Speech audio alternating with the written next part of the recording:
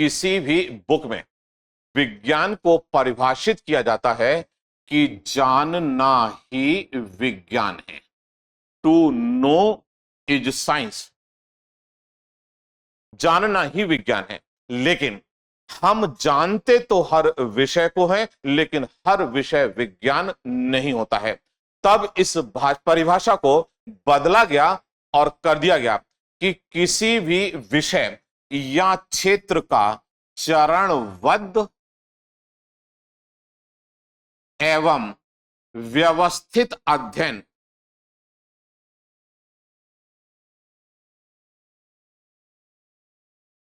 विज्ञान कहलाता है। यानी चरणबद्ध और व्यवस्थित अध्ययन विज्ञान कहलाएगा, चाहे वो किसी भी विषय का हो या फिर किसी भी क्षेत्र का हो। लेकिन आप इतिहास को भी चरणबद्ध और व्यवस्थित ढंग से अध्ययन करते हैं, लेकिन इतिहास विज्ञान नहीं है। तब इसमें शामिल कर दिया गया कि विषय का चरणबद्ध व्यवस्थित अध्ययन जो सिद्धांतों पर आधारित हो।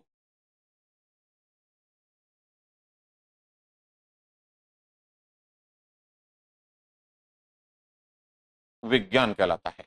यानी जब तक हम इसमें सिद्धांत की बात नहीं करेंगे, तब तक विज्ञान की परिभाषा को पूरा नहीं कर सकते हैं। तो वर्तमान में विज्ञान की जो परिभाषा दी जाती है वो ये कि किसी भी विषय या क्षेत्र का चरणबद्ध और व्यवस्थित अध्ययन जो सिद्धांतों पर आधारित होता है, विज्ञान कहलाता है। अब प्रश्न आ जाता है कि सिद्धांत क्या है? What is principal?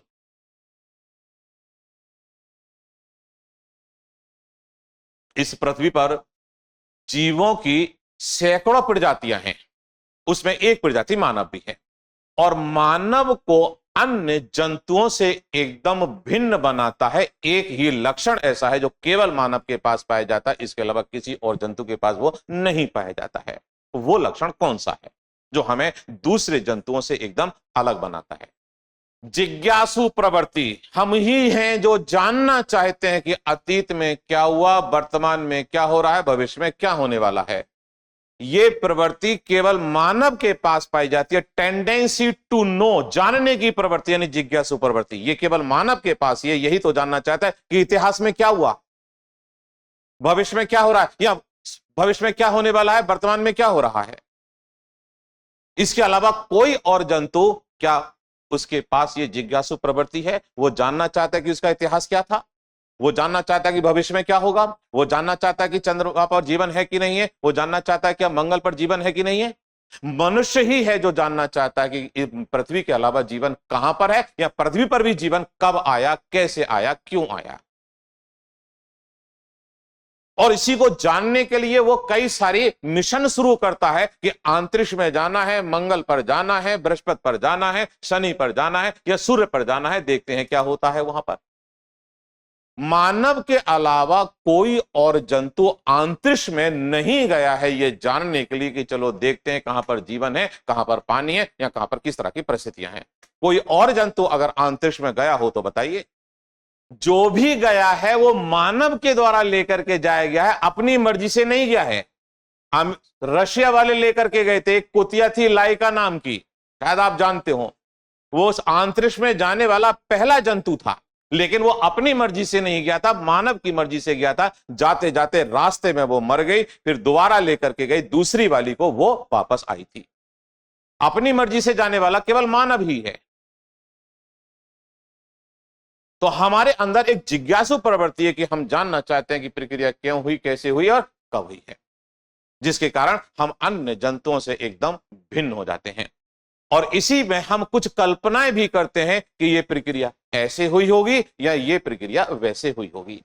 और इसी कल्पना को प्रमाणित करने के लिए कुछ प्रयोग भी किए जाते हैं। अगर प्रयोगों के आधार पर हमारी कल्पना प्रमाणित हो जाती है तो इसी प्रमाणित कल्पना को ही हम सिद्धांत कहते हैं। जैसे उदाहरण के तौर पर ज्योग्राफी हो गई आपके यहां, उसमें ब्रह्मांड की उत्पत्ति कैसे हुई, इसके लिए एक कल्पना की गई थी कि ब्रह्मांड में पहले कुछ कण आपस में टकराए होंगे, ऊर्जा उत्पन्न हुई होगी और उसी से पदार्थ बने, और उसी पदार्थ ये सारी की सारी वस्तुएं बनी।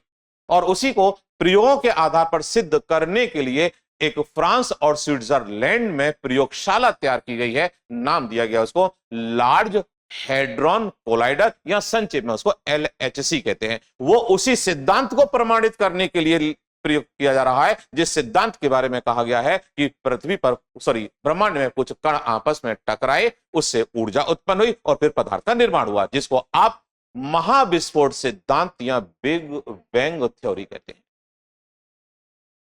अगर इस प्रयोगशाला में यह सिद्ध हो गया कि बिग बैंग थ्योरी के में हमने जो कल्पना की थी उसी के अनुसार सब कुछ बन रहा है, तब तो बिग बैंग थ्योरी कंटिन्यू रहेगी, वरना यह समाप्त, एक नई कल्पना की जाएगी कि ब्रह्मांड की उत्पत्ति ऐसे नहीं हुई थी जैसे कि हमने सोचा था। तो हम ही हैं जो जानना चाहते हैं कि प्रक्रिया क्यों हुई, कैसे हुई और कब हुई, और इसी के लिए हम कुछ कल्पनाएं करते हैं, कल्पनाओं को प्रमाणित करने के लिए कुछ प्रयोग करते हैं। अगर प्रयोगों के आधार पर हमारी कल्पना प्रमाणित हो जाती है, तब इसी प्रमाणित कल्पना को ही हम सिद्धांत कहते हैं, और इन्हीं सिद्धांतों का संग्रह ही विज्ञान कहलाता है।